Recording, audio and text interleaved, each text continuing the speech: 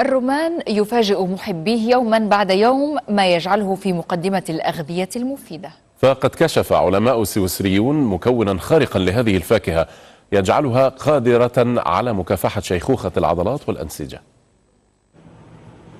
فاكهة الرمان بلؤلؤها المكنون تحمل سرا من أسرار الشباب ومكافحة الشيخوخة.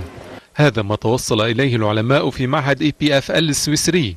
فخلايا الجسم وخاصة خلايا العضلات تعتمد على مولدات للطاقة داخلها تدعى ميتوكوندريا، وهي تجدد نفسها بشكل دائم. لكن مع اقتراب عمر الإنسان من سن 50 تبدأ هذه الخلايا تفقد شيئا فشيئا القدرة على تجديد مولدات الطاقة لديها، مما يجعل العضلات والأنسجة تفقد حيويتها وشبابها مع تقدم العمر.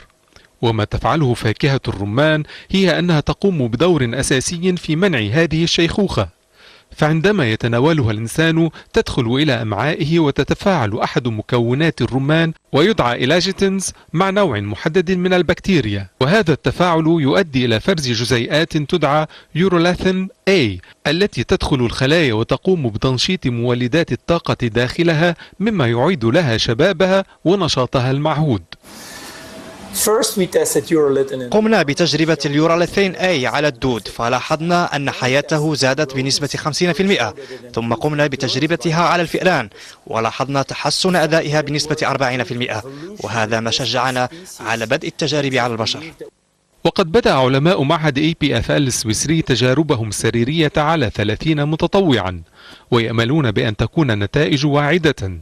لكنهم أشاروا أن مفعول الرمان يتغير من إنسان لآخر بحسب نسب البكتيريا الموجودة في أمعائه ونوعها، وبأن هناك أشخاصا لن يتمكنوا من الاستفادة من مفعول الرمان العجائبي نظرا لخلو أمعائهم من النوع المطلوب من البكتيريا.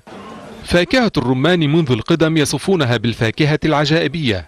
أثبتت قدرتها على علاج عدد من الأمراض، منها ارتفاع ضغط الدم وهشاشة العظام، وأمراض كثيرة ستكون أهدافا لهذا الاكتشاف الجديد. يأتي في مقدمتها مرض الشلل الرعاشي أو الباركنسون. هذا الاكتشاف العلاجي يصفه الكثيرون بالمدهش. هو لن يطيل عمر الإنسان، لكنه سيمنحه شيخوخة مريحة تمكنه من التحرك وحمل الأغراض وكأنه شاب في 20.